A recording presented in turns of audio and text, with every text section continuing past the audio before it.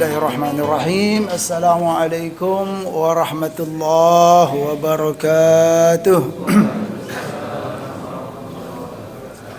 Alhamdulillahirabbil alamin. Nahmaduka Allahumma ala ni'amin yu'dhinul hamdu bizdiyadiha wa nusalli wa nusallimu ala nabiyyika Muhammadin hadil ummati lirasyadiha wa ala alihi wa sahbihi ma qamatit turus wa sutur li uyunil alfadhi maqama bayadiha wa sawadiha wa asyhadu an la ilaha illallah wahdahu la syarika lahu wa asyhadu anna Muhammadan abduhu wa rasuluhu la nabiyya ba'd. Allahumma salli wa sallim wa barik ala nabiyyina Muhammad wa ala alihi wa sahbihi ajma'in.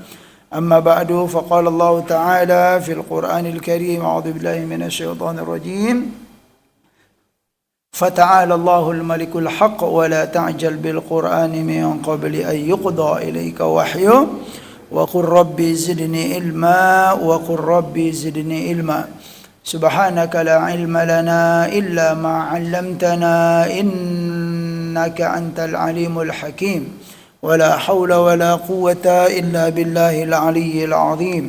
Maha suci Engkau ya Allah, tidak ada ilmu yang kami ketahui kecuali ilmu yang telah Engkau ajarkan kepada kami. Sesungguhnya Engkau Maha mengetahui dan Maha bijaksana.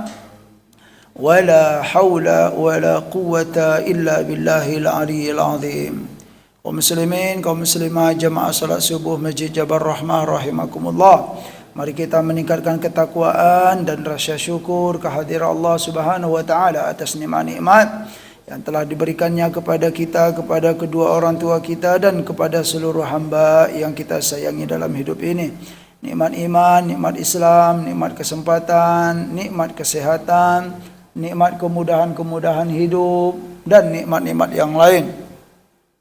Salawat dan salam semoga selalu disampaikan oleh Allah kepada baginda Nabi Muhammad sallallahu alaihi wasallam. Allahumma salli wa sallim wa barik ala nabiyyina Muhammad wa ala alihi wa sahbihi ajma'in.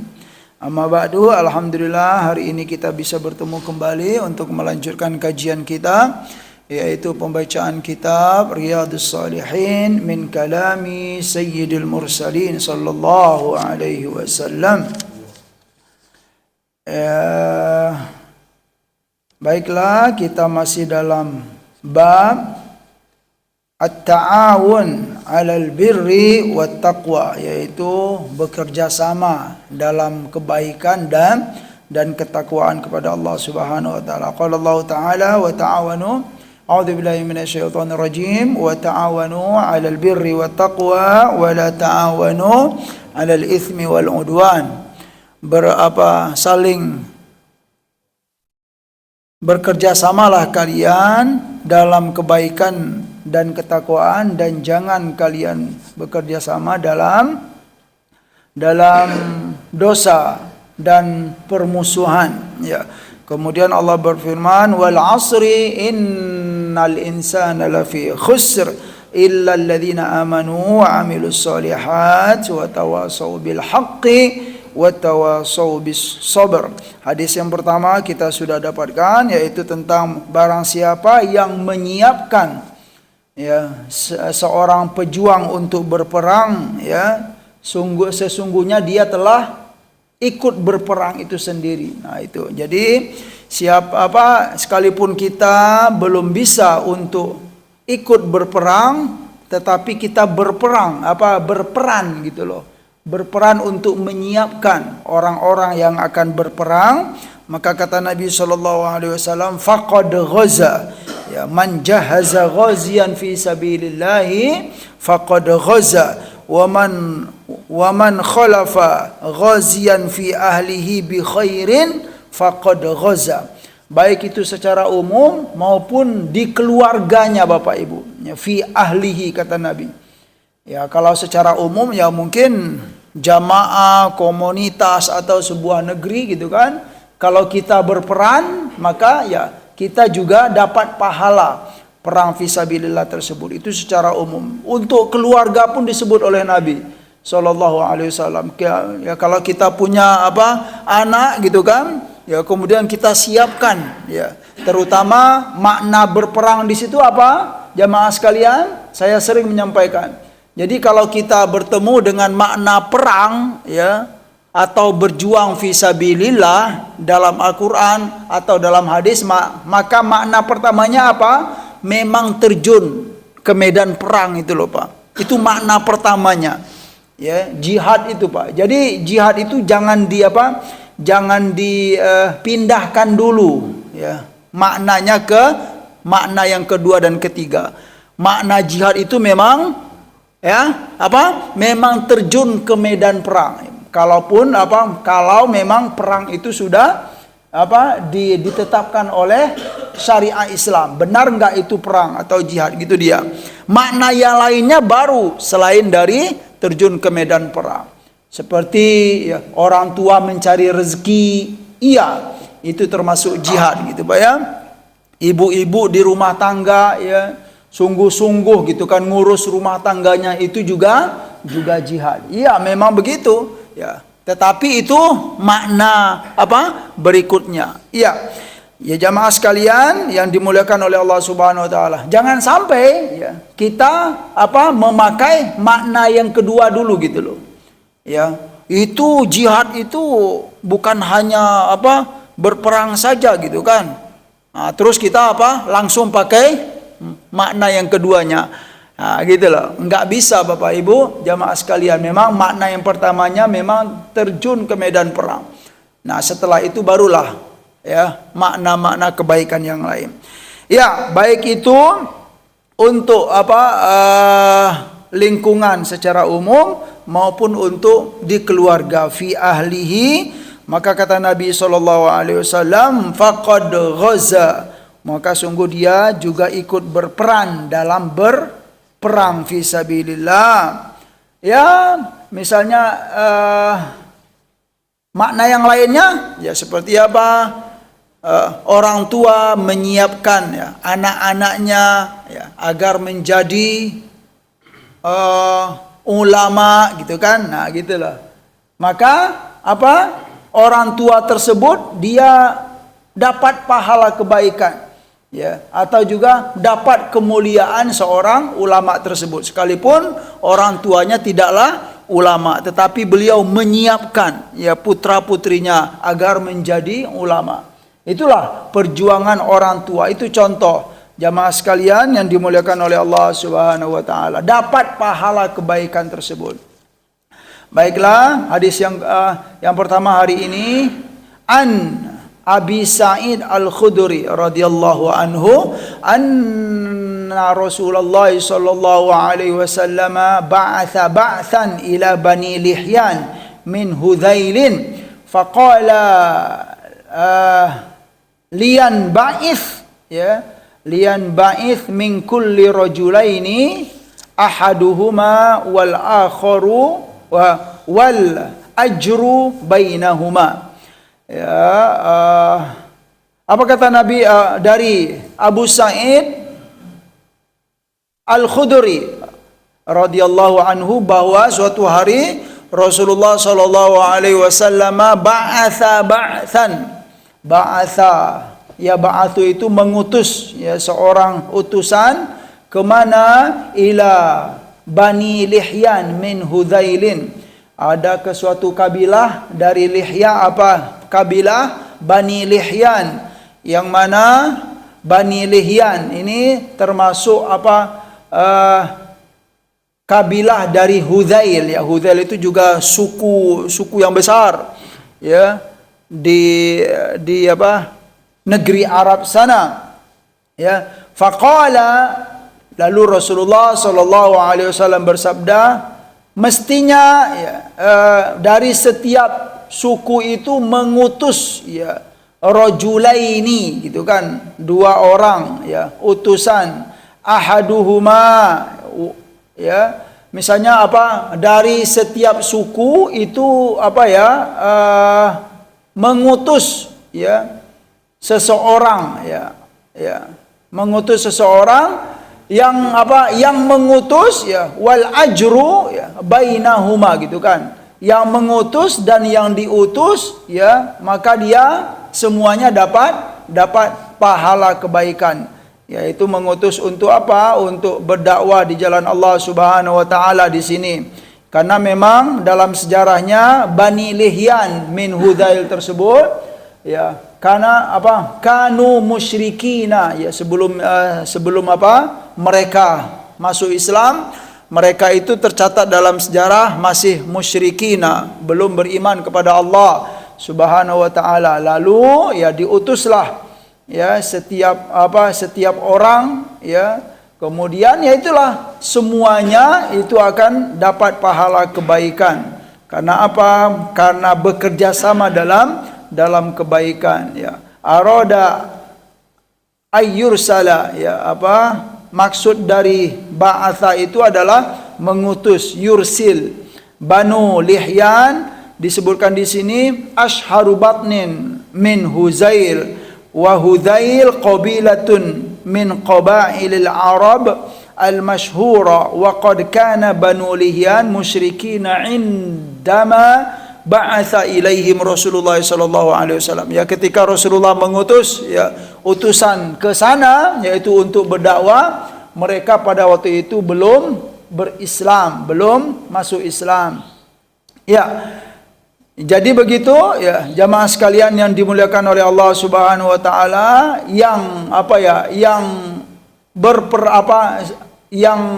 melakukan kebaikan dan yang menyiapkan ya kebaikan tersebut, semuanya akan dapat pahala kebaikan. Itu pentingnya kalau kita saling bekerja sama dalam kebaikan. Begitu pula kalau kita bekerja sama dalam keburukan dan permusuhan, seperti hadis-hadis yang sudah kita sampaikan sebelumnya. Selanjutnya jamaah sekalian yang dimuliakan oleh Allah Subhanahu wa taala.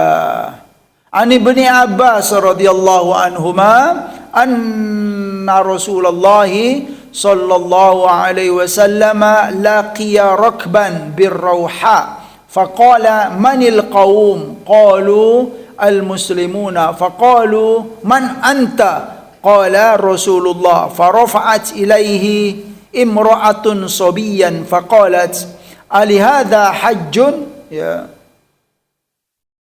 qala na'am walaki ajrun ya, rawahu Muslim wa Ahmad. Dari Ibnu Abbas radhiyallahu anhuma bahwa suatu hari Rasulullah sallallahu alaihi wasallam laqiya yalqa, itu apa? Suatu hari Rasulullah berjumpa ya jamaah sekalian dengan rokban ya. Rokban itu apa ya? Segerombolan ya, orang-orang yang yang menunggangi kendaraan. Rokban itu jamak, kata jamak ya, memang masya Allah ya, bahasa Arab itu sangat sekali ya, luas dan banyak itunya, cabang-cabangnya. Rokban itu adalah kata jamak dari rokib ya. Rokibun itu satu, jamaknya adalah rokbun ya. Jadi kalau untuk yang dipakai sehari-hari, rokibun itu adalah yang menunggangi ya. Itulah yang biasa dipakai kalau dalam bahasa Arab sekarang itu. Rokibun itu adalah penumpang ya. Ya, kita naik mobil umum atau mobil khusus ya, yang naik mobil itu disebut dengan rokibun ya. Rokibun itu kata tunggal, jamaknya adalah rokbun. Aneh juga sih ya kalau memang kalau penjelasan ini sebenarnya kalau bagi kita yang baru belajar bahasa Arab itu memang jarang terdengar gitu kan ya, jarang terdengar jamaknya rokbun ya, tetapi itu memang sebenarnya ada ya, dan diakui ya, ada dalam Al-Quran dan ada dalam hadis-hadis Nabi Sallallahu Alaihi Wasallam. Jadi rokibun kata tunggal, kemudian kata jamaknya adalah rokbun, sama dengan to'irun ya. Ta'ir ya, jamaknya apa? Toirun. Ya, toirun itu adalah ternyata kata jamak gitu ya, ternyata kata jamak ya. Subhanallah. Jadi suatu hari Rasulullah Shallallahu Alaihi Wasallam bertemu dengan segerombolan apa? Segerombolan ya, jama'atun. Nah, itulah kalau bahasa itunya. Jama'atun ya, atau sebuah ya, apa lagi? Segerombolan, kata lainnya apa itu Bapak Ibu? Sekelompok ya. Ya, rombongan. Nah, rombongan, sekelompok, kemudian segerombolan ya. Itu ya, jama'atun ya. Yang mana mereka ini apa? Menunggangi kendaraan ya. Boleh jadi apa? Unta atau yang lain atau kuda. Kemudian ketika berjumpa tersebut, faqala, lalu Rasulullah SAW bertanya kepada mereka gitu kan, manil qaum, siapa ini gitu kan, kata Nabi ya, rombongan siapa ini, kata Nabi. Mereka menjawab, qalu al muslimuna ya, kami apa, kaum muslimin wahai Rasulullah. Dalam hadis ini belum tahu gitu lah ya, bahwa mereka apa yang bertanya itu Rasulullah Sallallahu Alaihi Wasallam ya, karena memang apa baru pertama kali lah gitu ya. Jadi ketika bertemu Rasulullah bertanya, manil qaum, siapa kalian gitu kan. Qalu, mereka menjawab al muslimun. Setelah itu apa, mereka bertanya ya, man anta gitu kan, gitu, man anta, siapa kamu gitu kan ya. Siapa yang siapa yang ditanya Bapak Ibu? Man anta, Rasulullah yang ditanya, mereka yang bertanya. Man anta? Qala, lalu Rasul menjawab, Rasulullah. Kata Rasul sallallahu alaihi wasallam. Kemudian setelah itu farafa'at ilaihi imra'atun sobiyan. Ya, setelah bertemu tersebut ada seorang perempuan, dia mengangkat ya bayi kecilnya Bapak Ibu, gini loh, gitu ya. Kemudian faqalat ya, sambil mengangkat tersebut ya, ibu itu dia berkata kepada Rasul ya, ali hadza hajjun gitu kan ya, apakah bagi seorang bayi ini juga dapat pahala haji ya. Qala na'am walaki ajrun ya. Lalu Rasulullah menjawab, iya, dan bagimu ya juga dapat pahala kebaikan. Jadi hadis ini ya kita dapatkan pelajaran bahwa memang sekelompok atau jamaah atau segerombolan tadi gitu, mereka itu apa Bapak Ibu? Kafilah yang sedang dalam perjalanan bertemu dengan Nabi di mana? Ar-Rauha. Nah, ya kalau kita pahami di akhir hadis tersebut ya, mereka itu mau apa? Mau berangkat berhaji. Nah, setelah bertemu tersebut kemudian sedikit ya, komunikasi atau pembicaraan, kemudian ada seorang perempuan di antara mereka ngangkat bayinya gitu loh, anak kecilnya ya.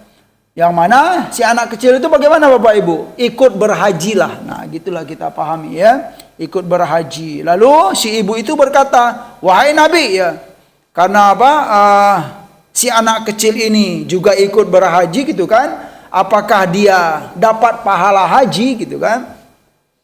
Qala, lalu Nabi berkata, na'am, iya, dia dapat pahala, walaki, dan kamu juga, walaki ajrun, dan kamu juga dapat pahalanya. Ya kenapa?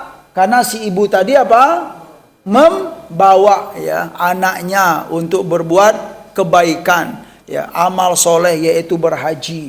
Ya sekalipun nanti kalau dalam bahasan fikihnya gitu kan, bagaimana? Boleh enggak ya anak kecil atau yang belum baligh berhaji atau pergi umroh? Gitu Bapak Ibu.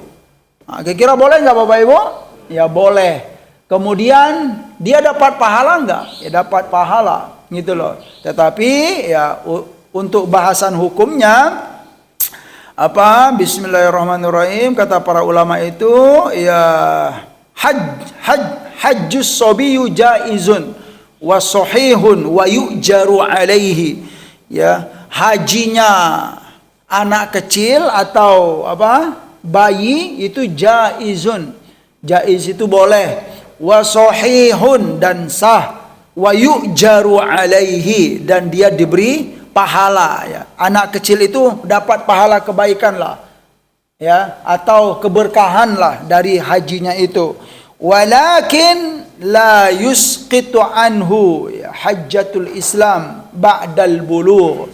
Ya, di masa kecil kalau dia berhaji atau berumrah atau dia beramal soleh, ya, anak kecil yang belum baligh itu, kalau dalam hadis ini dia dapat pahala, dia dapat keberkahan dari perbuatan baik yang ia lakukan tersebut. Tetapi, ya gitu, dalam fikihnya, berhajinya dia di waktu kecil tersebut la yusqitu anhu, gitu kan, ya, tidak menggugurkan, ya, tidak menggugurkan kewajiban dia berhaji ba'dal bulughi. Setelah apa Bapak Ibu? Setelah balik. Ya, gitu dia. Ya, berarti ya silakan saja, ya, untuk berhaji sebelum balik. Tetapi kalau sudah balik, kewajiban untuk berhaji itu belum tergugurkan atau belum terpenuhi. Harus berhaji lagi. Yaitu apa? Ya mungkin kalau kita sebut sebelum dia balik itu dianggap haji sunnah lah gitu, ya. Nah, tapi kalau sudah balik baru dimulai hajinya, ya wajib, harus tetap dilakukan. Begitu. Kemudian dalam hadis tersebut, ya, kita dapatkan pelajaran juga seperti yang disampaikan oleh para ulama, ya, ketika, ya, rombongan itu bertanya kepada Nabi, apa? Nabi bertanya kepada mereka, "Manil qaum?" Qalu al-muslimuna. Kami adalah apa? Rombongan muslimin. Setelah itu mereka bertanya kepada Rasulullah, "Man anta?" gitu kan. Nah, gitu loh. Siapa kamu gitu kan? Ya Allah. Itu tega-teganya gitu Bapak Ibu. Nah, di sini dipahami oleh para ulama begitu, ya, rendah hatinya Nabi sallallahu alaihi wasallam. Dengan penuh kesenangan gitu kan, Rasulullah menjawab, "Man anta?" Rasulullah gitu kan. Gitu Pak, ya. Ya, mungkin ya kalau orang selain Rasulullah lah gitu, ya, terutama kita yang apa? Yang keimanannya rendah ini gitu Pak, ya, atau yang pemarah, ya, terutama yang punya apa posisi penting gitu kan. Siapa kamu gitu kan? Sedangkan kita misalnya apa? Menteri atau gubernur atau apalah, direktur ini gitu kan, digituin, "Siapa kamu?" gitu kan. Enggak tahu loh gitu kan. Nah, gitu. Ya memang enggak tahu, makanya kami bertanya, Pak, gitu kan. Ya, gitu dia. Ini Rasul digituin Bapak Ibu. Ya, Rasulullah sallallahu alaihi wasallam itu contoh terbaik kita. Digituin Nabi, "Man anta?" gitu kan. Rasulullah gitu kan. Gitulah kata Nabi sallallahu alaihi wasallam. Ya, menjadi itu bagi kita apa? Menjadi contoh tauladan. Ya, kalaupun kita pernah, ya, berada di posisi ini, ya, maka tirulah Nabi, ya. Jangan merasa gitulah Bapak Ibu, ya. Siapapun kita, ya, rendah hati itu sangatlah mulia. Itulah pelajaran. Ya, saya ini gitu kan, gelar saya banyak, kamu gituin saya misalnya. Ya, itu apa? Enggak perlu gitulah. Contohlah Rasulullah sallallahu alaihi wasallam digituin oleh suatu kaum, ya, tapi tetap saja beliau, ya, merasa senang, merasa apa? Itu apa? Hal yang biasa bagi Rasulullah sallallahu alaihi wasallam.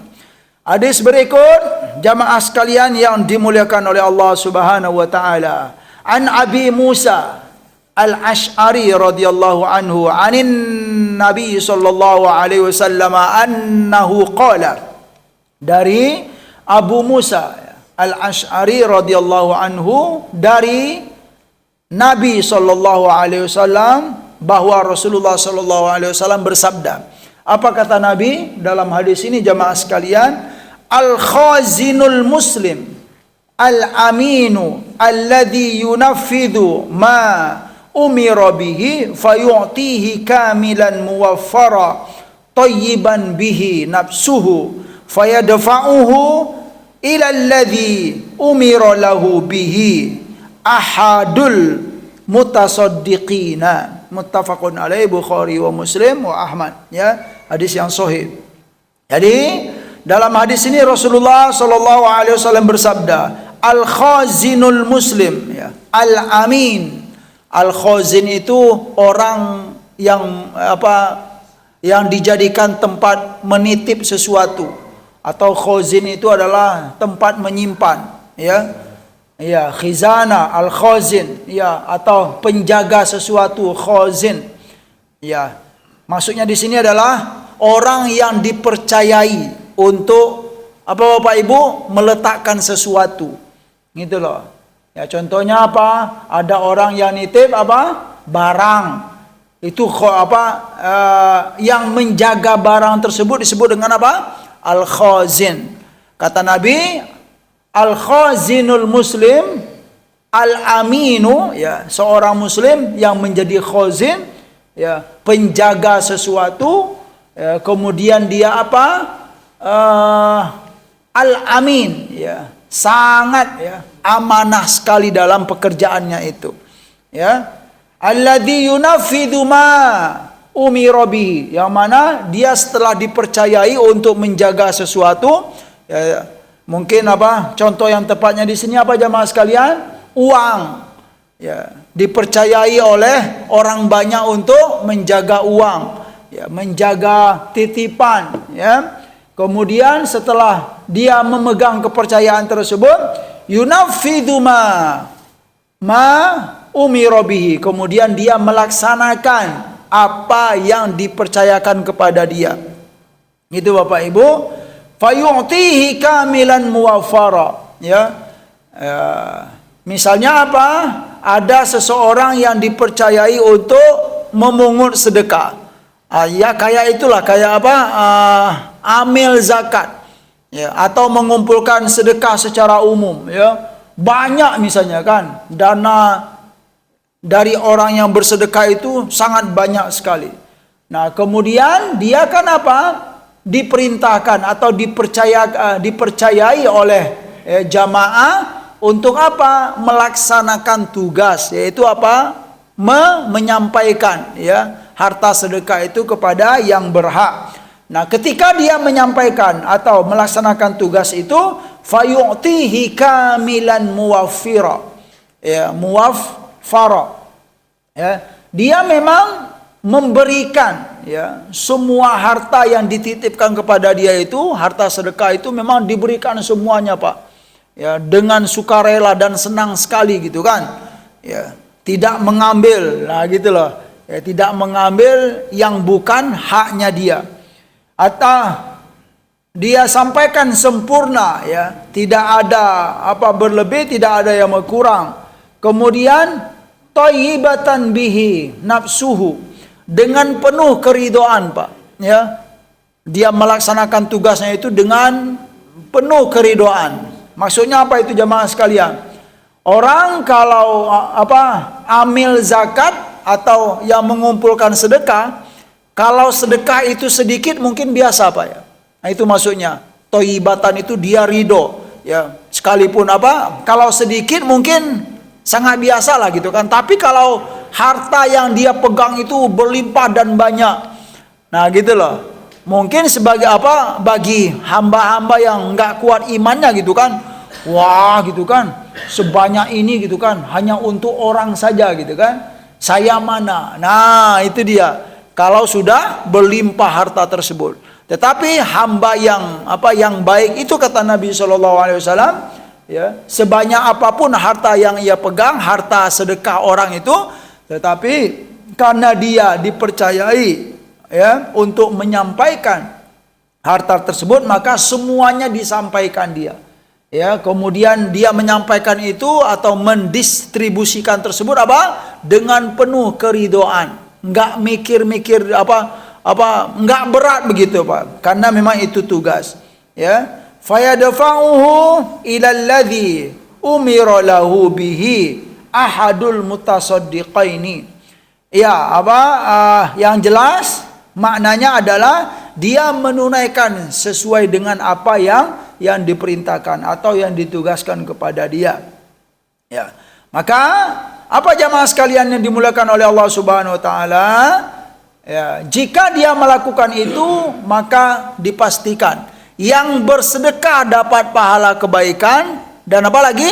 Yang menyampaikan itu juga sama pahalanya Pak dengan orang yang bersedekah. Gitu loh. Sekalipun dia belum mampu untuk bersedekah seperti orang yang punya sedekah tersebut. Tapi karena dia menyampaikan atau melaksanakan tugas ya dengan penuh keridhaan, kemudian dengan penuh apalagi amanah, menjaga sekali gitu kan, maka dia dalam hadis ini dinyatakan sama dapat pahala seperti orang yang bersedekah. Subhanallah. Ya begitulah ya konsep ya keilmuan dalam al-Islam jelas ya, kemudian selalu mengedepankan kemuliaan dan kejujuran. Gitu loh Bapak Ibu. Sungguh sungguh mulia sekali, beruntung sekali gitu kan. Kita belum mampu bersedekah, tetapi kita dapat pahala seperti orang yang bersedekah. Nah, itu caranya kalau memang kita dipercayakan ya untuk mendistribusikan harta-harta sedekah atau zakat, maka lakukanlah dengan sebaik-baiknya. Maksudnya di sini jamaah sekalian? Ya mungkin kalau kasus-kasus zaman sekarang ya ada lembaga misalnya yang mengumpulkan dana ya istilahnya itu crowdfunding gitu Pak istilahnya Bu ya, mengumpulkan dana dari orang banyak. Nah kemudian ya mereka ini mendistribusikan. Nah terkadang ya dana orang banyak itu Bapak Ibu ya, kalau sedikit mungkin nggak tergiur gitu kan, tapi kalau sudah banyak gimana? Potong dulu gitu kan, gitu kan. Nah, nauzubillah. Dan itu ya mungkin sudah ada terjadi di Indonesia, ya, gitu loh. Bahkan itu lembaga yang besar, ya, jamaah tahulah gitu kan, yang selama ini dipercayai oleh umat, ya, 10 tahun atau berapa lebih gitu kan, tahu-tahu ternyata sudah numpuk miliaran atau berapa gitu kan, ya, ternyata dana itu diselewengkan atau diambil dengan hak dengan cara yang tidak hak atau yang al-batil. Nah, udahlah. Ya berarti itu termasuk termasuk ya ghulul. Ada itu hadis Nabi sallallahu alaihi wasallam. Apa kata Nabi sallallahu alaihi wasallam? Man ista'malnahu ala amalin farozaqnahu rizqan, ya, fama akhadha ba'da dzalika fahuwa ghululun, atau kama qala sallallahu alaihi wasallam. Jadi kata Nabi dalam sebuah hadis, man ista'malnahu ala amalin, barang siapa yang kami pekerjakan, ya, kami pekerjakan dia atas suatu pekerjaan, farozaqnahu rizqan, lalu atas pekerjaannya dia itu kami beri rezeki yang resmi, gitu loh maksudnya Pak. Dia sudah dapat jatah dari pekerjaannya itu. Nah gitu loh Pak ya. Kemudian dan kata Nabi SAW, apabila dia mengambil dari selain jatah yang sudah kami berikan kepada dia tersebut, itu ya, fama akhadha ba'da dzalika, dia mengambil dari rezeki selain ya yang sudah kami tetapkan untuk dia, pekerjaan dia tersebut, maka kata Nabi fahuwa ghululun, maka itu termasuk ghulul. Apa itu ghulul Bapak Ibu? Ya, ghulul itu bermakna al-khiyanatu, ya, itu khianat. Ya, mungkin inilah yang secara umum ya bisa kita kita kaitkan dengan dengan bahasan ya korupsi dan lain-lain tersebut. Ya, sudah ada jatah, kemudian apalagi ngambil dengan cara yang tidak benar, atau ya hak-hak orang gitu diambil ya.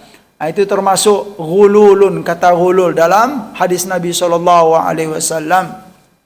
Ya, ghulul yaitu apa? Al-khiyanatu. Itu makna ghulul dalam hadis Nabi sallallahu alaihi wasallam. Ya, alhamdulillah kita sudah membaca 1 hadis, 2, 3 hadis hari ini jamaah sekalian.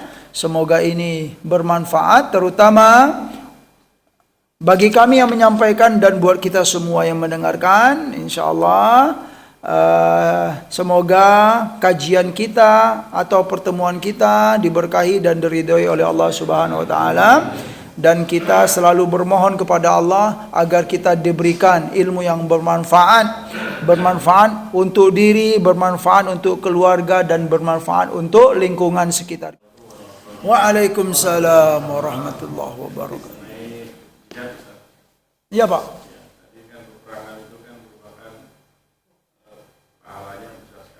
Iya Pak.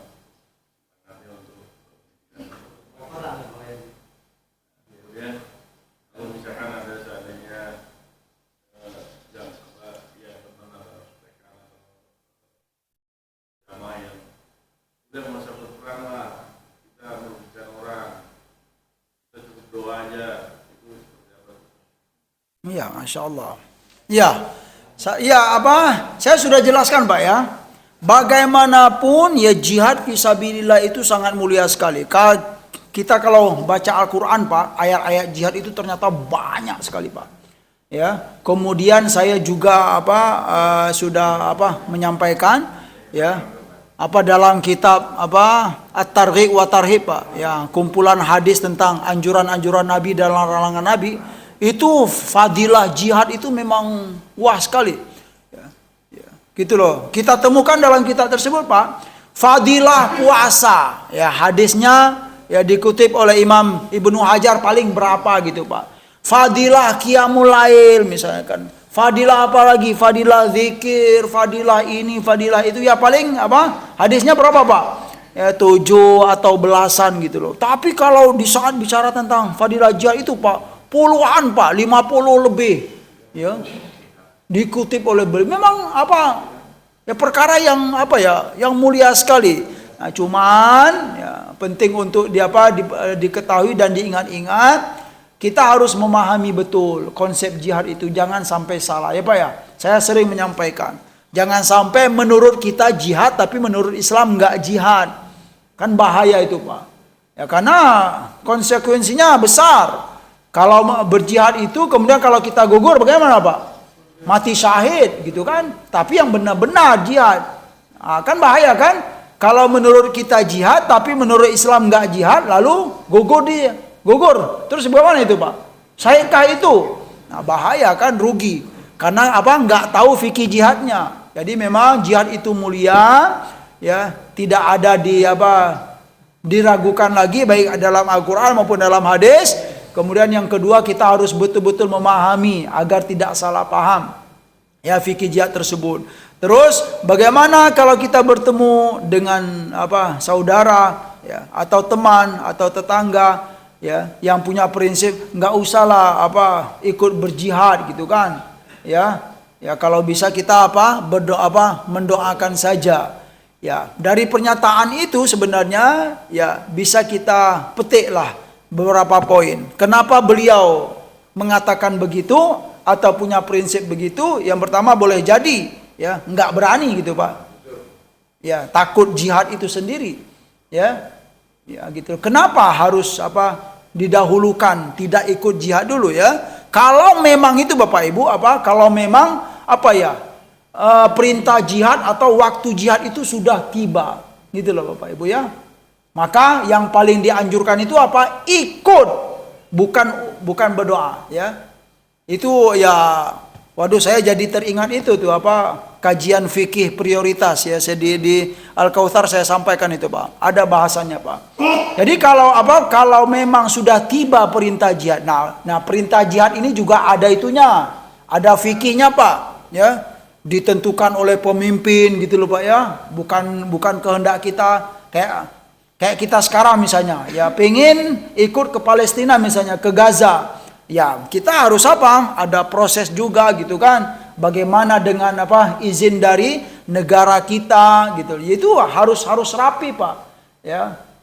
Kalau memang tidak diizinkan, nah itu lagi ya kan, baru opsi kedua, ya mendoakan, mendukung, ya menyampaikan dengan apa? Orasi-orasi itu bisa. Tapi kalau memang sudah diizinkan, kemudian kita punya persiapan gitu Pak ya badan sehat, kemudian bisa apa? Megang senjata, diizinkan, kemudian kita mampu, ya. Maka yang prioritas di sini apa Bapak Ibu? Mendoakan atau ikut langsung? Ikut langsung gitu, bukan mendoa. Mendoa itu baik, tapi kalau untuk prioritasnya bagaimana Pak? Ikut. Nah gitu loh, ya. Bahkan ada bahasan seorang anak, ya, minta izin kepada kedua orang tua gitu Pak ya. Itu ada dalam hadis, ya. Ya, jadi hadis tentang apa? Ada seorang anak yang minta izin kepada orang tuanya untuk berjihad. Apa kata Nabi SAW Pak? Ya? Berbakti atau berjihad? Karena ibu masih ada. Hadis yang biasa kita dengar apa? Berbakti. Berbakti kepada kedua orang tua. Tapi ingat loh Bapak Ibu, itu hadis itu perlu dijelas. Perlu didetailkan. Hadis berbakti kepada kedua orang tua dilebihkan atau diprioritaskan daripada ikut berjihad. Kenapa? Terutama kalau memang kalau memang berjihad pada waktu itu tidak terlalu mendesak Pak. Artinya apa? Kita nggak ikut pun ya orang lain masih bisa gitu loh Pak. Ya, maka hadis berbakti apa? Diprioritaskan. Tapi kalau keadaannya Bapak Ibu, keadaannya negeri kita sudah apa Pak? Sudah dihajar gitu loh Pak. Ya, sudah terdesak sekali gitulah maksudnya kan, sudah dihantam. Nah, menurut para ulama, dalam keadaan mendesak begitu, izin orang tua harus mengalah dulu Pak. Nah, gitu loh. Ya, begitu apa detailnya gitu Pak ya. Maka apa kalau memang sudah mendesak sekali gitu kan, kaum muslimin memang sangat memerlukan ya terutama bagi pemuda-pemuda yang sangat layak untuk terjun ke medan perang. Kalau keadaannya memang sudah mendesak sekali untuk menolong kaum muslimin, maka izin orang tua atau berbakti kepada kedua orang tua pada waktu itu saja Pak dimundurkan dulu. Berjihad lebih utama.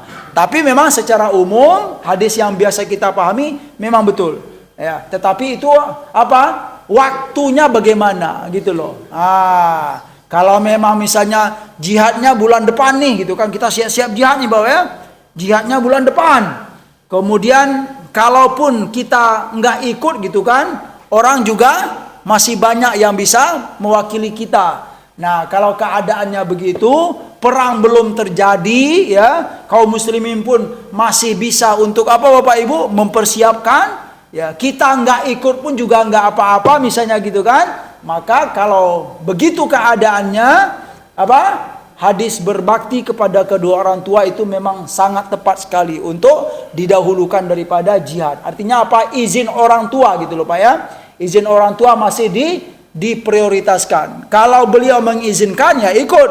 Tapi kalau janganlah nak gitu kan ya, ibu sudah tua nak, maka ikutlah untuk mengasuh atau istilahnya mengurus orang tua kita. Nah, berarti apa itu Bapak Ibu? Dilihat keadaan dan kondisinya. Gitu Pak. Ya, perkara jihad ini. Nah, berarti kalau keadaannya gitu misalnya Pak ya. Ya, keadaannya silakan dicek nanti gitu kan. Ya, kalau memang sudah mendesak gitu kan ya, maka sangat dianjurkan sekali ya kita terjun ke medan perang tersebut. Nah, tapi kalau memang keadaannya memang perlu proses yang banyak, kemudian apalagi kewajiban kita yang lain juga masih banyak, maka bolehlah ya dalam kondisi itu untuk dipertimbangkan lagi. Tapi kalau langsung saja seperti kata Pak Wendy tadi gitu kan, jihad atau mendoakan dengan langsung dia milih, udahlah mendoakan sajalah gitu kan. Nah, itu perlu, kenapa harus milih itu dahulu gitu kan? Nah, gitu dia Pak. Ya Pak, jadi memang harus ada fikih-fikihnya, dan itu semua kita dapatkan dari dari Al-Qur'an, dari hadis-hadis Nabi sallallahu alaihi wasallam. Ya. Wah, Silakan Pak Haji. Barakallah Pak Haji. Ini kan ada korelasinya antara jihad dan sebentar lagi kurban. Oh iya Pak. Ya, jadi memberi semangat kepada panitia Idul Kurban. Apakah ada korelasinya jihad dengan kepanitiaan ini? Oh gitu Pak Haji, Masya Allah. Silakan Pak. Baik, makasih Pak.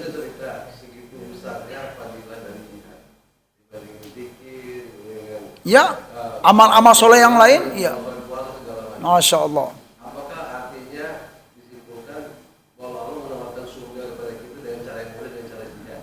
Itu karena kan berperang berbandara seperti itu. Ya, ya. Yang kedua, apabila terjadi perang itu, perang ulama itu sudatnya seperti apa Ustaz? Perang ulama kan tidak semua orang harus berperang Ustaz ya. Juga yang tinggal ulama ini kan harus ada perangnya. Mungkin ulama tidak berperang, tapi dia harus ada perangnya. Kira-kira seperti apa pada saat itu perang? Dan yang ketiga, Ustaz, pertanyaan saya, waktu zaman Rasulullah berperang, kira-kira perang sahabat itu tadi kan ada yang mengubah atau Ustaz dengan perbekalan dengan harta. Ada nggak cerita tentang sahabat Abu Bakar, Umar atau Ya, perang Tabuk ya. Baik, terima kasih. Apa korelasinya panitia korban dengan jihad, Pak? Ya sudah pastilah Pak, itu ada gitu kan. Yaitu jihad itu makna dasarnya adalah kesungguhan, Pak. Ya, kesungguhan dalam menjalankan sebuah tugas. Ya, panitia yang memang sungguh-sungguh serius, kemudian ikhlas lillahi ta'ala, capek loh ngurus korban itu Pak ya, nyarinya bolak-balik, negosiasi harga dan macam-macam gitu kan, belum lagi nanti di hari korbannya beres-beres semuanya gitu kan. Ya kalau ditanya ya insya Allah gitu kan, kalau kita memang kelelahan kita dalam bekerja tersebut ya, kita niatkan ya lillahi ta'ala, insya Allah dapat pahala gitu loh Pak ya. Pahala kebaikan dari susah payahnya kita. Itulah diantara makna jihad yang lain ya. Seorang ayah cari nafkah untuk keluarganya itu jihad Pak ya. Dilihat dari apa itu ya, capeknya gitu loh Pak, kelelahan tersebut ya. Seorang hamba yang diuji oleh Allah sakit, susah dia karena sakit itu Pak, itu termasuk jihad juga gitu loh. Berjuang itu jihad artinya. Ya semuanya lah gitu kan. Apa yang kita laksanakan dengan penuh kesungguhan dalam hidup ini, maka itu bisa dikaitkan dengan makna jihad. Ya, cuma perlu diingat makna dasar dari jihad itu memang terjun ke medan perang. Nah, setelah itu barulah silakan yang lain gitu Bapak Ibu. Guru di sekolah ya. Guru di sekolah itu bisakah kita kaitkan dengan makna jihad Pak? Ya bisa. Capek ngomong itu Pak. Seperti saya ini gitu kan. La ilaha illallah. Iya. Ngegas ngomong gitu kan. Apalagi ya Allah ya. Bapak guru di sekolah itu kan, anak-anak kecil itu kan. Wah, capek itu jihad kalau memang dilakukan lillahi ta'ala. Iya, barakallah gitu kan. Semuanya ya kebaikan yang kita lakukan karena Allah, insya Allah itu bisa dikaitkan dengan makna jihad. Gitu Pak Haji? Ya Pak Haji ya? Iya, tapi kan kecenderungan jemaah itu untuk mengemban amanah itu kayaknya menolak untuk. Oh gitu. Masya Allah. Yang harus diberi semangat. Iya, iya.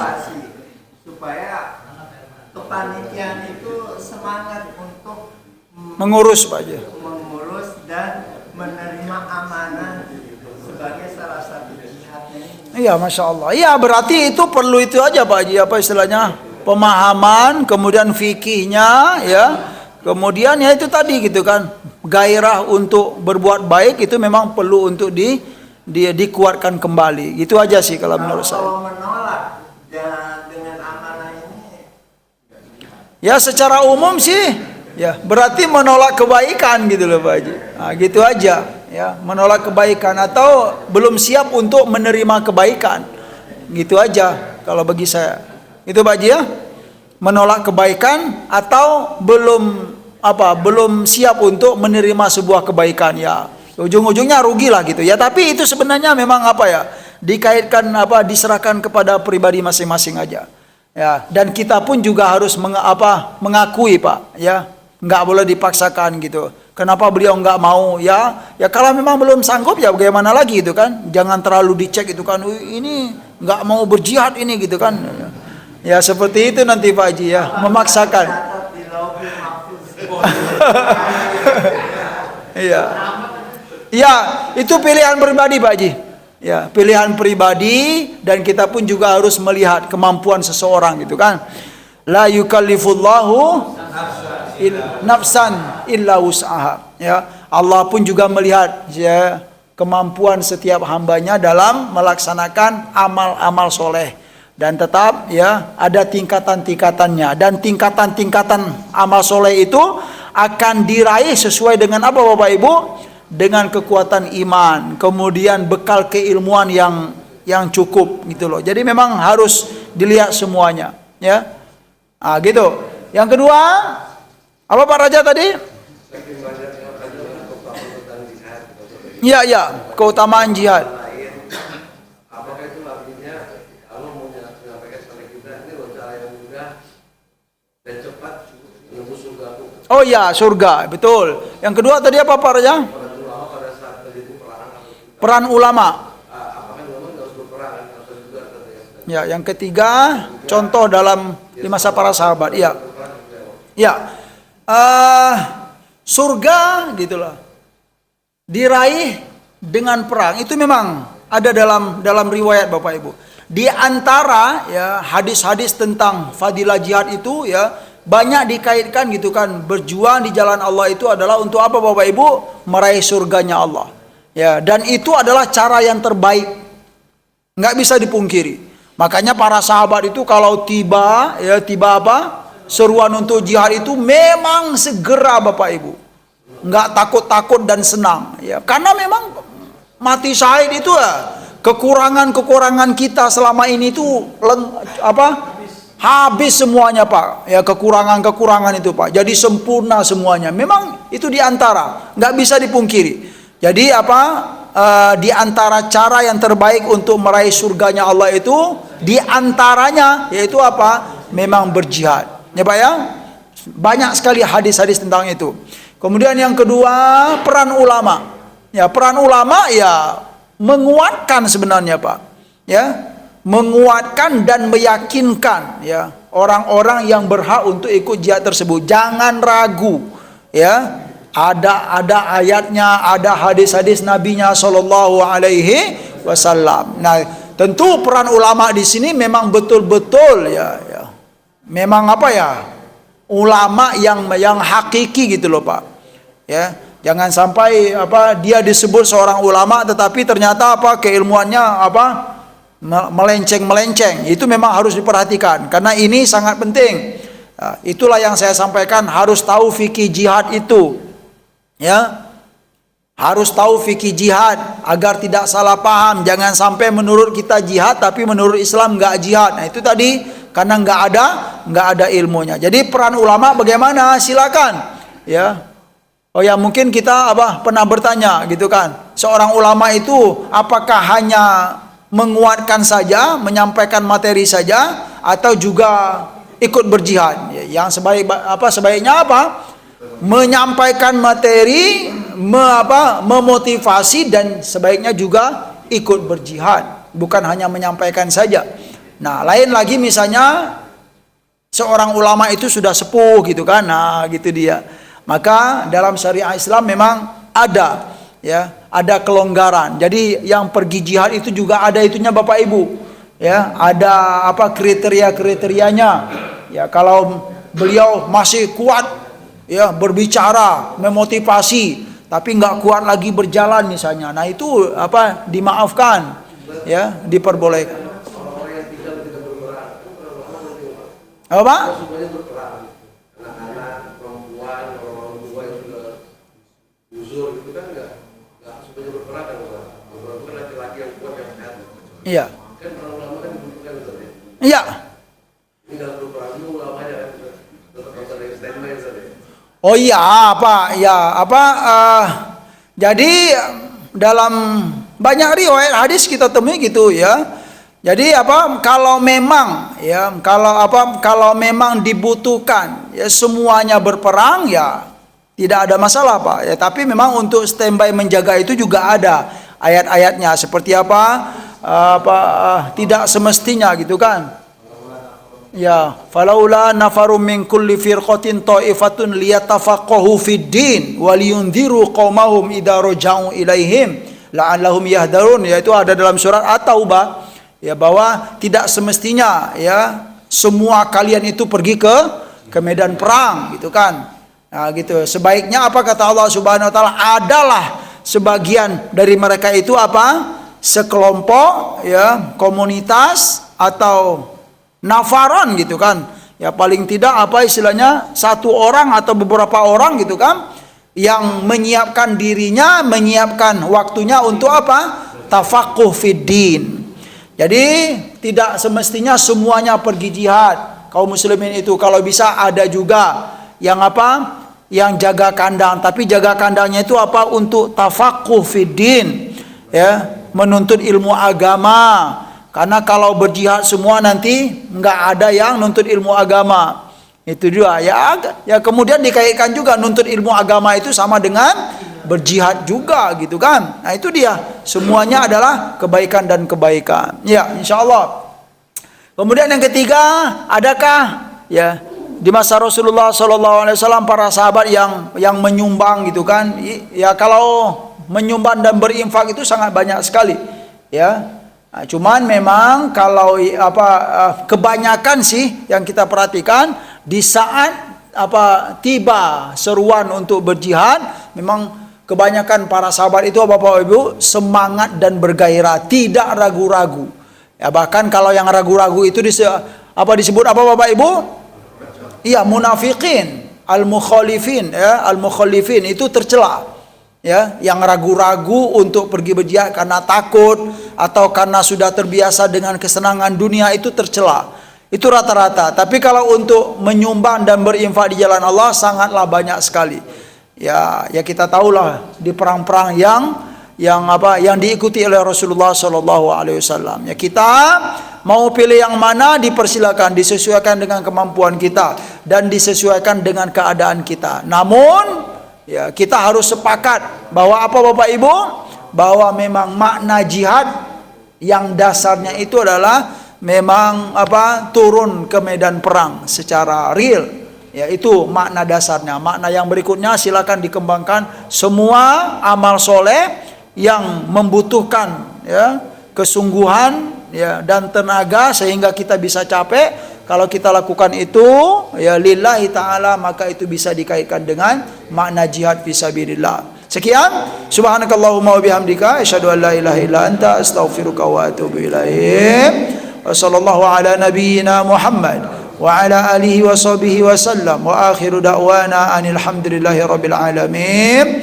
Wassalamu alaikum warahmatullahi wabarakatuh.